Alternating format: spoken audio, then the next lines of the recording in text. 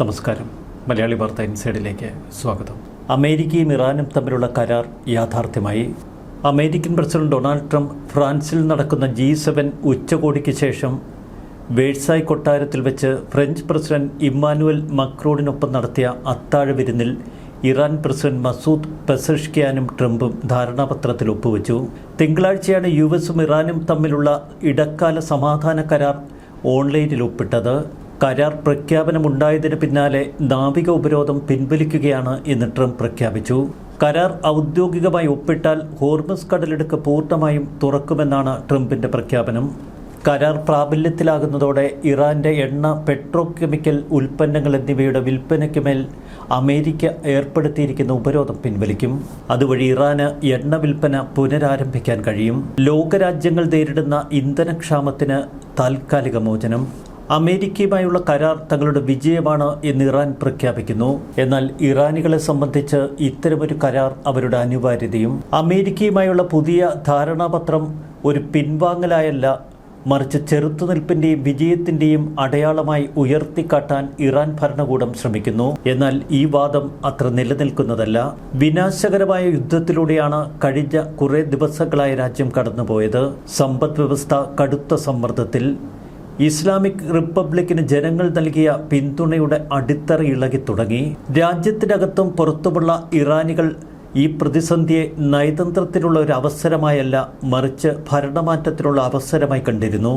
മറുവശത്ത് ട്രംപ് എന്തുകൊണ്ട് ഇത്തരമൊരു സമാധാന കരാർ എന്ന് അമേരിക്കയ്ക്ക് മുന്നിൽ വിശദീകരിക്കുകയാണ്. ഇറാനിലെ മുതിർന്ന ഉദ്യോഗസ്ഥർ തങ്ങളുടെ വലിയ വിജയമായി ഈ കരാർ ഉയർത്തിപ്പിടിക്കുന്നു. ചർച്ചകളിലെ പ്രധാനി ഇറാൻ സ്പീക്കർ ബാഗർ കാലിബാഫ് പറയുന്നത് ഇറാന്റെ പരിപൂർണ വിജയമെന്ന്. അന്തിമ വിജയത്തിലേക്കുള്ള നീണ്ട ചുവടുവെപ്പെന്നാണ് ഇറാൻ പാർലമെന്ററി സ്പീക്കർ ഈ കരാറിനെ വിശേഷിപ്പിക്കുന്നത്. പരിവർത്തനാത്മകമായ ഒരു ധാരണയെന്നാണ് ഇറാൻ പ്രസിഡന്റ് മസൂദ് പെസഷ്കിയാൻ ഈ കരാറിനെ കുറിച്ച് പറഞ്ഞത്. ഇറാനിലും മിഡിൽ ഈസ്റ്റിലുമൊക്കെ വ്യത്യസ്തമായ ഒരു ലോകം ഇനി സൃഷ്ടിക്കാൻ കഴിയുമെന്ന് പെസഷ്കിയാൻ പറയുന്നു. വലിയ പരീക്ഷണമാണ് പെസഷ്കിയാൻ അനുഭവിച്ചത്. ഈ കഴിഞ്ഞ ദിവസങ്ങളിൽ വലിയ സമ്മർദ്ദം. ഇസ്ലാമിക് റിപ്പബ്ലിക് റവല്യൂഷണറി ഗാർഡുകളിൽ നിന്ന് കടുത്ത വിമർശനങ്ങളും സമ്മർദ്ദങ്ങളും നേരിടേണ്ടി വന്നു പെസഷ്കിയാന്. ടെഹ്റാന്റെ വാദം വ്യക്തമാണ്. US-ഉം ഇസ്രയേലും അവരുടെ പ്രധാന ലക്ഷ്യങ്ങൾ നേടിയെടുക്കുന്നതിൽ പരാജയപ്പെട്ടു. അവർ ഇറാനെ കീഴടങ്ങാൻ നിർബന്ധിതരാക്കിയില്ല. ഇസ്ലാമിക് റിപ്പബ്ലിക്കിനെ അധികാരത്തിൽ നിന്ന് അവർക്ക് നീക്കം ചെയ്യാൻ കഴിഞ്ഞില്ല. സൈനിക നടപടിയിലൂടെ ഇറാന്റെ ആണവ പദ്ധതി അവസാനിപ്പിക്കാനും അവർക്ക് കഴിഞ്ഞില്ല.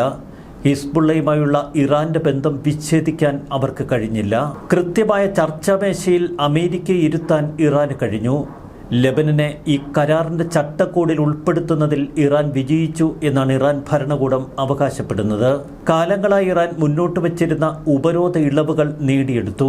എന്നാൽ ഇറാനെ ഒരു അമേരിക്കൻ കോളനിയാക്കി മാറ്റുന്ന ഒരു രേഖയിലാണ് ഇറാൻ ഒപ്പുവെച്ചത് എന്ന് ഇറാനിൽ തന്നെ മറ്റൊരു വിമർശനം ഉയർന്നു. പാർലമെന്റിന്റെ ദേശീയ സുരക്ഷാ സമിതിയുടെ ഡെപ്യൂട്ടി ചെയർമാനാണ് ഇത്തരം ചില വിമർശനങ്ങൾ ഇറാനിൽ ഉയർത്തിയിരിക്കുന്നത്. ഹോർമുസ് കടലിടുക്ക് വീണ്ടും കപ്പലുകൾക്ക് തുറന്നു കൊടുക്കരുത് എന്ന പരമോന്നത നേതാവിന്റെ നിർദ്ദേശം പൂർണ്ണമായി അവഗണിച്ചു എന്നാണ് ഇദ്ദേഹത്തിന്റെ പരാതി.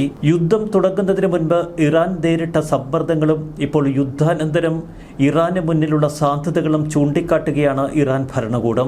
വാഷിംഗ്ടണുമായുള്ള ഏതൊരു കരാറും ഇറാനികളെ സംബന്ധിച്ച് അത് ഭരണകൂടത്തിന്റെ മറ്റൊരു അമേരിക്കൻ പ്രീണനമായി മാത്രമേ അവർ കണക്കാക്കൂ. ഇത്തരമൊരു കരാർ നിരസിച്ചാൽ തങ്ങൾ നേരിടേണ്ടി വരുന്ന കടുത്ത യുദ്ധക്കെടുതികളെക്കാൾ നല്ലത് കരാറിൽ വ്യവസ്ഥകൾ പരമാവധി തങ്ങൾക്ക് അനുകൂലമാക്കുന്നതാണ് എന്ന് ഇറാൻ ഭരണകൂടം കണക്കുകൂട്ടി. ഹോർമുസ് കടലിടുക്കിന് ചുറ്റുമുള്ള സമ്മർദ്ദം, US പ്രാദേശിക ഊർജ്ജ താൽപ്പര്യങ്ങൾക്കെതിരായ ആക്രമണം എന്നിവയുൾപ്പെടെയുള്ള സൈനിക സ്വാധീനത്തിന്റെ ഫലമായിട്ടാണ് അമേരിക്ക ഇത്തരമൊരു കരാർ മേശയിലിരുന്നത് എന്ന് ഇറാൻ വിശ്വസിക്കുന്നു, തങ്ങളുടെ ജനങ്ങളോട് പറയുന്നു. ഒരു വശത്ത് യുദ്ധം, മറുവശത്ത് ഉപരോധം, ഷിപ്പിങ്ങിലെ നിയന്ത്രണങ്ങൾ, എണ്ണ വിപണി പൂർണ്ണമായി നിശ്ചലമായി നിൽക്കുന്ന അവസ്ഥ, ഹാർഡ് കറൻസി പൂർണ്ണമായി നാമാവശേഷമായി, രാജ്യം ഇന്നേ വരെ അനുഭവിച്ചിട്ടില്ലാത്ത പണപ്പെരുപ്പം, വിലക്കയറ്റം, ഇതൊക്കെ സാധാരണ ഇറാനികളെ ദുരിത ജീവിതത്തിലാഴ്ത്തി.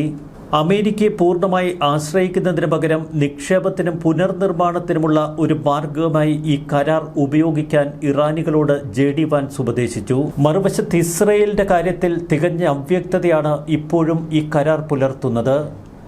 ലെബനൻ ഈ കരാറിൻ്റെ ഭാഗമായി ഉൾപ്പെടുത്തിയെങ്കിലും ഇസ്രയേൽ കരാറിനെ അനുകൂലിക്കുന്നില്ല. തെക്കൻ ലെബനനിൽ നിന്ന് ഇസ്രായേൽ പിൻവാങ്ങുമെന്ന റിപ്പോർട്ടുകൾ പൂർണ്ണമായി ഇസ്രായേൽ തള്ളിക്കളഞ്ഞു. തങ്ങളുടെ സുരക്ഷയ്ക്ക് ആവശ്യമുള്ളിടത്തോളം കാലം ഇസ്രായേൽ സൈന്യം ലെബനനിൽ തുടരുമെന്നാണ് നെതന്യാഹുവിൻ്റെ നിലപാട്. മറുവശത്ത് ഇസ്രായേലിൽ തെരഞ്ഞെടുപ്പ് പടിവാതിൽക്കൽ നിൽക്കവേ ഒരു വിട്ടുവീഴ്ച നെതന്യാഹുവിനെ സംബന്ധിച്ച് അത്ര എളുപ്പവുമല്ല. ലെബനനിൽ ഇസ്രായേലി ആക്രമണം തുടർന്നാൽ ഇറാന് ഇതിനോട് പ്രതികരിക്കേണ്ടി വരും എന്നും ഇറാൻ തങ്ങളുടെ ശക്തിയായി കണ്ടിരുന്ന പ്രോക്സികളിൽ ഏറ്റവും മുഖ്യമായ കക്ഷിയാണ് ഹിസ്ബുള്ള. ഇക്കാര്യത്തിൽ വാഷിംഗ്ടണിന് ഇസ്രായേലിനെ നിയന്ത്രിക്കാൻ കഴിയുമോ എന്ന ചോദ്യം അവശേഷിക്കുന്നു. വേഴ്സൈൽസ് കൊട്ടാരത്തിൽ വച്ച് ഈ കരാറിൽ ഒപ്പിടുന്നതിന് മുൻപ് അമേരിക്കൻ പ്രസിഡന്റ് ഡൊണാൾഡ് ട്രംപ് അടുത്തിരിക്കുന്നവരോടായി പറഞ്ഞു, ഇത് എളുപ്പമായിരുന്നില്ല, എനിക്ക് നിങ്ങളോടത് ഉറപ്പിച്ചു പറയാൻ കഴിയും. ട്രംപിന് തൊട്ടരികിലിരുന്ന മക്രോണും ട്രംപിന് പിന്നിൽ നിന്നിരുന്ന US സ്റ്റേറ്റ് സെക്രട്ടറി മാർക്കോ റൂബിയോയും മറ്റ് അതിഥികളും കൈയടിച്ചു. തുടർന്ന് ഒപ്പുവെച്ച സമാധാന കരാർ കൈവശം വച്ചിരിക്കുന്ന പെസഷ്ക്യാന്റെ ചിത്രങ്ങൾ പുറത്തുവരുന്നു. 14 പോയിന്റുകളുള്ള US ഇറാൻ കരാർ. ഈ കരാറിലേക്ക് നമ്മൾ കണ്ണോടിക്കുമ്പോൾ ഇറാന് നേട്ടമായോ എന്ന് സംശയിച്ചേക്കാം. എന്നാൽ ആത്യന്തികമായി തങ്ങളുടെ താൽപ്പര്യങ്ങൾ സംരക്ഷിച്ച് തന്നെയാണ് ട്രംപ് ഇത്തരമൊരു കരാർ വിഭാവനം ചെയ്തത്. എല്ലാവിധ സൈനിക പ്രവർത്തനങ്ങളും ഉടൻ അവസാനിപ്പിക്കുന്നു. 60 ദിവസത്തിനുള്ളിൽ അന്തിമ കരാറിലെത്തും. US നാവിക ഉപരോധം നീക്കൽ, ഹോർമുസ് കടലിടുക്കിലൂടെ വാണിജ്യ കപ്പലുകൾ സുരക്ഷിതമായി കടന്നുപോകൽ, ഘട്ടം ഘട്ടമായുള്ള ഉപരോധ ഇളവുകൾ, മരവിപ്പിച്ച ഇറാനിയൻ ആസ്തികൾ വിട്ടയക്കൽ, ഇറാന് വേണ്ടി US പിന്തുണയോടെ $300 ബില്യൺ സാമ്പത്തിക വികസന പരിപാടി എന്നിവയ്ക്കുള്ള വ്യവസ്ഥകൾ ഈ കരാറിൻ്റെ ഭാഗമാക്കി. ആണവായുധങ്ങൾ വികസിപ്പിക്കുകയോ സ്വന്തമാക്കുകയോ ചെയ്യില്ല എന്ന് ഇറാൻ വീണ്ടും ഉറപ്പ് നൽകിയിരിക്കുന്നു. എന്നാൽ കരാറിന്റെ ഭാഗമായി ഇത് ഉൾപ്പെടുത്തിയിട്ടില്ല. അന്താരാഷ്ട്ര ആണവോർജ ഏജൻസിയുടെ മേൽനോട്ടത്തിൽ സമ്പുഷ്ടീകരിച്ച യുറേനിയം ശേഖരണത്തെക്കുറിച്ച് ഭാവിയിൽ ചർച്ചകൾ നടത്താൻ ഈ കരാറിൽ വ്യവസ്ഥയുണ്ട്. കരാർ ഒപ്പുവെച്ചതിന് ശേഷം ഇറാനിയൻ വിദേശകാര്യ മന്ത്രാലയ വക്താവ് യസ്മയേൽ ബഖായിയുടെ പ്രസ്താവന വന്നു. ഇനി ഈ കരാർ നടപ്പിലാക്കേണ്ടത് പരീക്ഷിക്കുന്ന സമയമാണ്. ശക്തിയുടെ സ്ഥാനത്ത് നിന്നാണ് തങ്ങൾ അമേരിക്കയുമായി നയതന്ത്രപരമായി ഇടപഴകുന്നത് എന്ന് ഇറാൻ വിദേശകാര്യ വക്താവ്. ഇപ്പോഴത്തെ ചർച്ചകളും മുൻകാലഘട്ടങ്ങളിൽ നടന്ന ചർച്ചകളും തമ്മിലുള്ള വ്യത്യാസം ഇന്ന് ശത്രുക്കളും സുഹൃത്തുക്കളും അംഗീകരിച്ചുള്ള ഈ യുദ്ധക്കളത്തിലെ വിജയത്തിൻ്റെ പതാക ചർച്ചകൾക്ക് പിന്തുണയായി വർത്തിക്കുന്നു. വിജയത്തിൽ അവസാനിക്കുന്ന ഓരോ യുദ്ധവും അത് ആത്യന്തികമായി നിയമപരവും രാഷ്ട്രീയപരവുമായ ഒരു രേഖയിലേക്ക് നയിക്കുന്നില്ലെങ്കിൽ, ആ വിജയങ്ങൾ രേഖപ്പെടുത്തപ്പെടുന്നില്ലെങ്കിൽ ഒരു പ്രയോജനവും ലഭിക്കില്ല എന്ന് അദ്ദേഹം വ്യക്തമാക്കി. എന്നാൽ കരാർ ഒപ്പുവെച്ചതിന് തൊട്ടുപിന്നാലെ ട്രംപിൻ്റെ ഇടിമുഴക്കം പോലൊരു മുന്നറിയിപ്പ്. ഈ കരാർ ലംഘിച്ചാൽ അവരുടെ തലയിൽ താൻ ബോംബിടുമെന്നാണ് ട്രംപ് പ്രതികരിച്ചത്. അവർ അങ്ങനെ ചെയ്യണമെന്ന് ഞാൻ ആഗ്രഹിക്കുന്നില്ല, അവർ കരാറിനെ മാനിക്കണമെന്നാണ് ഞാൻ ആഗ്രഹിക്കുന്നത്. സമാധാന കരാർ ഒപ്പുവെച്ചപ്പോൾ ട്രംപിനൊപ്പമുണ്ടായിരുന്ന ഫ്രഞ്ച് പ്രസിഡന്റ് ഇമ്മാനുവൽ മക്രോൺ. ഇവിടെ സങ്കടകരമായ മറ്റൊരു വസ്തുത കൂടിയുണ്ട്. ഈ യുദ്ധത്തിൽ അമേരിക്കയ്ക്കൊപ്പം തോളോട് തോൾ ചേർന്ന് പലപ്പോഴും അമേരിക്കയേക്കാൾ ശക്തമായി ഇറാനെതിരെ ആക്രമണങ്ങൾ നടത്തിയ ഇസ്രായേലിനെ, പ്രത്യേകിച്ച് ഇസ്രായേൽ പ്രധാനമന്ത്രി ബെഞ്ചമിൻ നെതന്യാഹുവിനെ ട്രംപ് പൂർണ്ണമായി അവഗണിച്ചു. US-ഉം ഇറാനും തമ്മിലുള്ള ഒരു മധ്യസ്ഥനായി ചമഞ്ഞ പാകിസ്ഥാനെ അവസാന കരാറിൽ ഒപ്പുവെക്കുന്ന വേളയിൽ അമേരിക്ക പൂർണ്ണമായി അവഗണിച്ചു. ഇറാൻ ആണവായുധങ്ങൾ കൈവരിക്കുന്നത് തടയുക എന്ന തന്റെ ആത്യന്തിക ലക്ഷ്യത്തെ സഹായിക്കുന്ന ഒരു കരാറിലാണ് ഇപ്പോൾ അമേരിക്ക ഒപ്പുവെച്ചിരിക്കുന്നത് എന്ന് ട്രംപ് പറയുന്നു. ഇനിയും ഒരുപാട് ദൂരം നമുക്ക് സഞ്ചരിക്കാനുണ്ട്. ഇറാൻ ഒരിക്കലും ആണവായുധം വാങ്ങുകയോ വികസിപ്പിക്കുകയോ ഉൽപ്പാദിപ്പിക്കുകയോ ചെയ്യില്ല എന്നീ കരാർ ഉറപ്പാക്കുന്നുവെന്നാണ് ട്രംപ് പറയുന്നത്. 60 ദിവസത്തിലധികം നീണ്ടു നിൽക്കുന്ന ഒരു വലിയ ഇടവേളയ്ക്കാണ് ഇപ്പോൾ തുടക്കം. പക്ഷെ അത് മറ്റൊരു പോരാട്ടത്തിന് നയിക്കും. ആത്യന്തിക കരാറിന് വേണ്ടിയുള്ള ചർച്ചകളാണ് ഈ കാലഘട്ടത്തിൽ നടക്കുന്നത്. ശക്തമായ സമ്മർദ്ദം ഇരുവിഭാഗവും ഉയർത്തും. 2015 ഇറാൻ ആണവ കരാറിലെത്താൻ അന്ന് ഒബാമ ഭരണകൂടത്തിന് വേണ്ടി വന്നത് 20 മാസത്തെ ചർച്ചകളെന്ന് ട്രംപ് ഓർമ്മപ്പെടുത്തി. എന്നാൽ വെറും 2 മാസത്തിനുള്ളിൽ ഇപ്പോൾ അമേരിക്ക ഇറാനുമായി ഒരു കരാറിലെത്തി. ആത്യന്തിക കരാറിലേക്കുള്ള സമയക്രമവും സാങ്കേതിക കാര്യങ്ങളുമൊക്കെ ഇനി വിശദമായി ചർച്ച ചെയ്യും. ഇറാന് US ഒരു പണവും നൽകില്ല എന്ന് ട്രംപ് പറയുന്നു. 2016 ഒബാമ ഭരണകൂടം ഇറാന് $1.7 ബില്യൺ നൽകിയാണ് അത്തരമൊരു കരാറിൽ അന്ന് ഒപ്പുവെച്ചത്. തന്റെ പാരമ്പര്യമാണ് ട്രംപ് ഉയർത്തിപ്പിടിച്ചത്, ഒബാമയല്ല ട്രംപ് എന്ന് ട്രംപ് ലോകത്തെ ഓർമ്മപ്പെടുത്തുന്നു. എന്നാൽ പ്രാദേശിക പങ്കാളികളുമായി ചേർന്ന് കുറഞ്ഞത് $300 ബില്യൺ പരസ്പര സമ്മതത്തോടെയുള്ള ഒരു പദ്ധതി ഇറാനു വേണ്ടി വികസിപ്പിക്കും എന്ന് ട്രംപ് പറയുന്നു. അമേരിക്കയിൽ പ്രത്യേകിച്ച് ട്രംപിന്റെ സ്വന്തം രാഷ്ട്രീയ പാർട്ടിയിൽ നിന്ന് പോലും കടുത്ത വിമർശനങ്ങളാണ് ഇപ്പോൾ ഈ കരാറിന്റെ പേരിൽ ട്രംപിന് കേൾക്കേണ്ടി വരുന്നത്. ചില റിപ്പബ്ലിക്കന്മാർ കരാറിൽ തങ്ങൾ സംശയാലുക്കളാണ് എന്ന് തുറന്നു പറഞ്ഞു. ഇറാന്റെ ആണവ അഭിലാഷങ്ങൾ നിയന്ത്രിക്കപ്പെട്ടിട്ടില്ല. ഹോർമുസ് കടലിടുക്കിനെ ഭീഷണിപ്പെടുത്തുന്നത് ഫലപ്രദമാണ് എന്നവർ തിരിച്ചറിഞ്ഞു. ഭാവിയിൽ നിസ്സംശയമായും ഇറാൻ ഇത് പ്രയോജനപ്പെടുത്തും. പതിറ്റാണ്ടുകൾക്കിടയിൽ അമേരിക്കയ്ക്ക് സംഭവിച്ച ഏറ്റവും മോശമായ വിദേശ നയ മണ്ടത്തരമെന്നാണ് അവർ ഈ കരാറിനെ വിമർശിക്കുന്നത്. യുദ്ധം തുടങ്ങിയപ്പോൾ ഹിസ്ബുള്ള പോലുള്ള പ്രോക്സികൾക്ക് ഇറാൻ ധനസഹായം നൽകുന്നത് നിർത്തുക എന്നത് യുദ്ധലക്ഷ്യമായിരുന്നു. യുദ്ധം ആരംഭിക്കുന്നതിൽ US-നൊപ്പം ചേരുകയും ലെബനനിലെ ഇറാനിയൻ പിന്തുണയുള്ള മിലിഷ്യ ഗ്രൂപ്പിനെതിരെ യുദ്ധം ശക്തമാക്കുകയും ചെയ്ത ഇസ്രായേലിനെ ട്രംപ് അവഗണിച്ചു. ബുധനാഴ്ച ട്രംപിന്റെ പ്രസ്താവനകൾ വരുമ്പോൾ അതിൽ ഇറാൻ മിസൈൽ പദ്ധതിയെക്കുറിച്ച് വിശദമായ പ്രതിപാദ്യമില്ല. എന്നാൽ ഇറാൻ ബാലിസ്റ്റിക് മിസൈലുകളിൽ കുറച്ച് കൈവശം വയ്ക്കട്ടെ എന്ന നിലപാട് ട്രംപ് പരസ്യമായി പറഞ്ഞു. ഇറാൻ ഇടപഴകുന്ന മറ്റ് ഗൾഫ് രാജ്യങ്ങളുടെ കയ്യിലൊക്കെ ബാലിസ്റ്റിക് മിസൈലുകളുണ്ട്. അതുകൊണ്ട് തന്നെ ചെറിയ തോതിൽ ബാലിസ്റ്റിക് മിസൈലുകൾ കൈവശം വയ്ക്കാൻ അവർക്ക് കഴിയട്ടെ എന്നാണ് ട്രംപ് പറഞ്ഞത്. ട്രംപിന്റെ അവകാശവാദങ്ങളൊക്കെ പൊളിഞ്ഞു. ഈ ഡീൽ ഗുണം ചെയ്യുന്നത് ഇറാനാണ് എന്ന് ട്രംപിന്റെ റിപ്പബ്ലിക്കൻ പാർട്ടിയാണ് ഇപ്പോൾ കനത്ത വിമർശനം ചൊരിയുന്നത്. ഇറാനിയൻ എണ്ണയുടെ ഉപരോധം US എടുത്തു കളഞ്ഞതിനെതിരെയാണ് ഏറ്റവും ശക്തമായ വിമർശനങ്ങൾ. ഇത് സത്യമാണെങ്കിൽ ഇറാന്റെ പൂർണ്ണ വിജയമാണിത്. നിക്കി ഹാലി Xൽ അതിരൂക്ഷമായ വിമർശനമാണ് ചൊരിയുന്നത്. 2 മാസത്തിന് ശേഷം ഇതാദ്യമായി ഇറാനിൽ നിന്ന് എണ്ണ കയറ്റുമതി നടക്കുന്നു. നാഷണൽ ഇറാനിയൻ ടാങ്കർ കമ്പനിയുടെ സൂപ്പർ ടാങ്കറുകളാണ് ഇപ്പോൾ എണ്ണയുമായി ഹോർമുസ് കടലിടുക്ക് കടന്നുപോയത്. ഇറാനുമായുള്ള ഡീൽ ഔദ്യോഗികമായി ഒപ്പുവെക്കാൻ US vice president JD Vance ജനീവയിലെത്തി.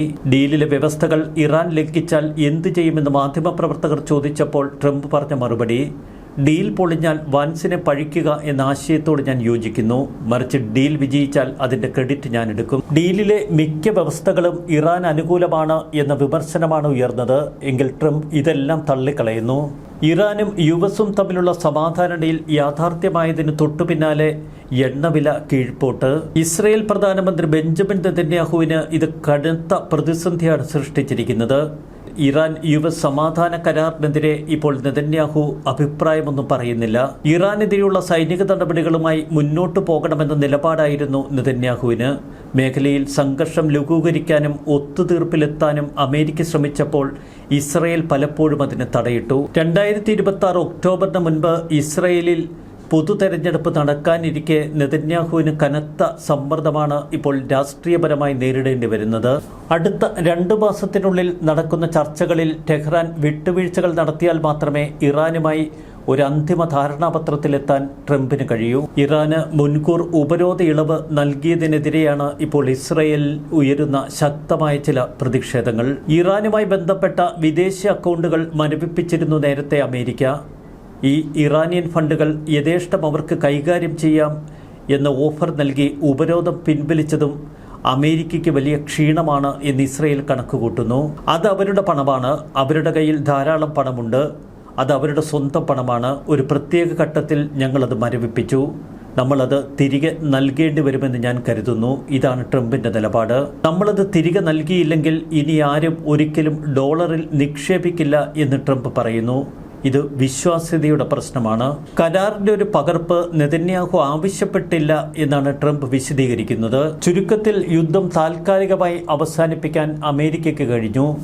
ട്രംപിനെ സംബന്ധിച്ച് മറ്റു ചില വിശദീകരണങ്ങളാണ് ഇപ്പോൾ അമേരിക്കയോട് ട്രംപ് നടത്തുന്നത്. യുദ്ധം അനിശ്ചിതമായി നീണ്ടുപോയാൽ നമ്മുടെ പക്കൽ ആയുധങ്ങളൊന്നും ബാക്കിയുണ്ടാവില്ല. അത് അമേരിക്കയെ സംബന്ധിച്ച് കനത്ത വെല്ലുവിളി ഉയർത്തും.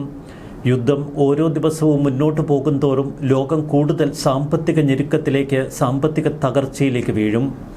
അത്തരമൊരു ദുരന്തം അതിജീവിക്കുക അത്ര എളുപ്പമല്ല. ലോകത്തിൻ്റെ സുസ്ഥിതി തന്നെയാണ് നമ്മുടെ ലക്ഷ്യം. ഇപ്പോൾ ഈ വിട്ടുവീഴ്ച ചെയ്തില്ലെങ്കിൽ അതിൻ്റെ ദുരനുഭവങ്ങൾ മാരകമായിരിക്കുമെന്ന് ട്രംപ് അമേരിക്കക്കാരോട് പറയുന്നു. അതുകൊണ്ടാണ് ഇത്തരമൊരു ധാരണാപത്രത്തിന് താൻ നിർബന്ധിതനായത്. മറുവശത്ത് കട്ട കലിപ്പിൽ ഇസ്രയേൽ. ന്യൂസ് ഡെസ്ക് മലയാളി വാർത്ത.